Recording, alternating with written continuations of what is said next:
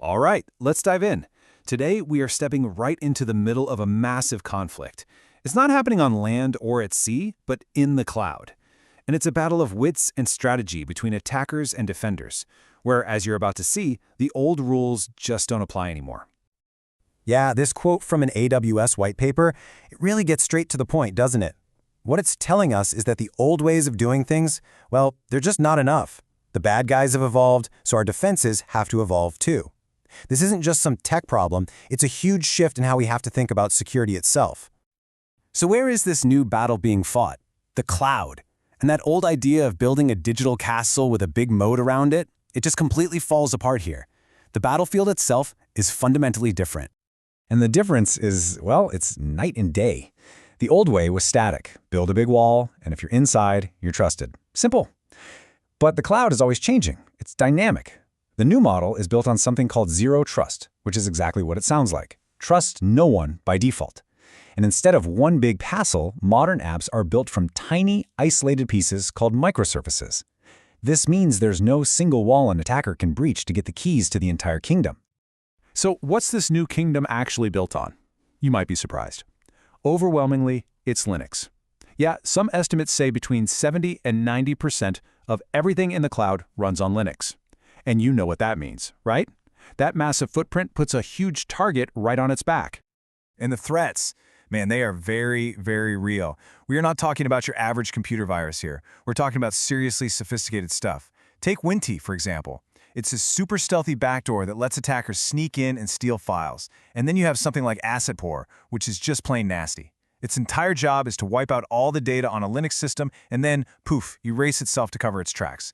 These are the kinds of weapons being used on this new battlefield. Okay, so to figure out how to defend against all this, we first need to get inside the attacker's head. They aren't just hacking randomly, they have a plan. They follow a playbook, and that playbook is often called the intrusion kill chain. The kill chain basically gives us a recipe for a cyber attack. It maps out all the predictable steps. And here's the cool part for defenders. If you know the recipe, you can mess it up at any stage. You can throw a wrench in the works and stop the attack before they get anywhere near their final goal. It's about interrupting their process before they can declare checkmate. So here's how that playbook usually unfolds. It starts with reconnaissance.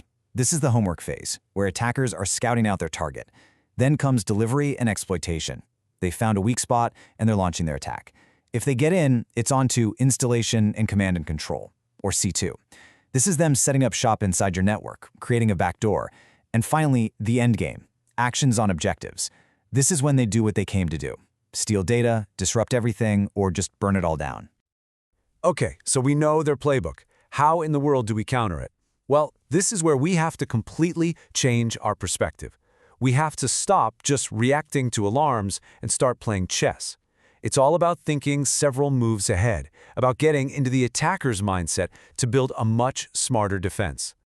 Now, a huge part of this strategic thinking is understanding the difference between an audit and an assessment.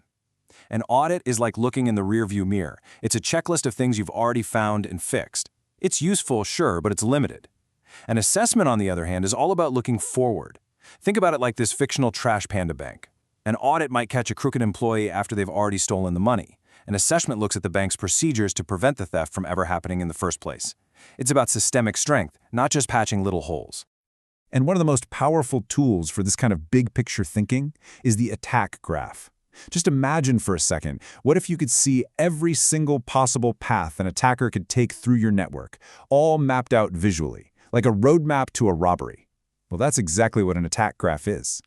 And here's what one looks like. By mapping out all these paths, defenders can suddenly spot the critical choke points. You might see one server that's part of dozens of different attack routes, so if you secure that one server, you've effectively shut down all of those routes at once. Security is no longer a guessing game. It shows you precisely where to put your strongest defenses for the biggest impact. So now that we have the attacker's playbook and the defender's chessmaster mindset, let's put them head to head. For every move the attacker makes, the defender has a very specific countermove. This table lays out the chess match perfectly. When the attacker starts their reconnaissance, poking around, the defender's job is to detect and deceive, maybe even set up traps or decoys. When the attacker tries to deliver their payload, the defender's goal is simple: deny, slam the door shut. If an exploitation gets through, the objective changes to disrupt, break their tools, cut their connection. And if the attacker reaches their final objective, it becomes all about containment and restoration. Stop the bleeding and get things back online. This back and forth, this cat and mouse game, has been playing out for years. But there's a new technology emerging that is completely changing the defender's ability to see the board. It's a new paradigm that's all about total visibility.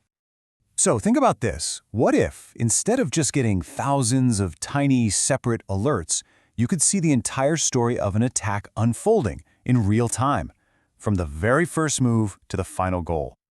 That is the incredible promise of a technology called provenance graphs. They tap right into the core of the operating system, the kernel, and build a live map of everything happening on a machine, every file that's touched, every program that runs, and, this is the magic part, the causal link between every single event. Because, you see, this is what security analysts are usually looking at, just a chaotic sea of disconnected dots. Trying to find the 2 or 3 dots in this mess that are part of a real attack. It's way harder than finding a needle in a haystack. It's almost impossible. But a provenance graph connects those dots. It takes all that chaos and transforms it into a clear picture, a narrative. You can literally watch as one malicious process leads to another, which leads to another. Suddenly, the story of the attack becomes crystal clear. And this narrative approach is an absolute game changer. It means you can reconstruct the entire attack, even if it happens slowly over months. You can finally pinpoint the true root cause, not just the last symptom.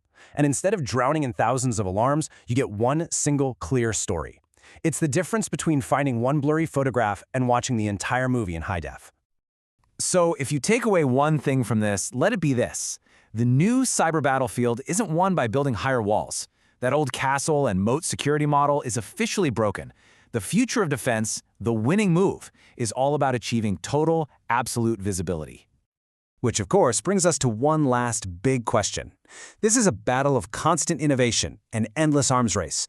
Defenders develop these amazing tools like provenance graphs, and you can bet that right now attackers are working on new ways to hide from them. So the real question is, who's learning faster?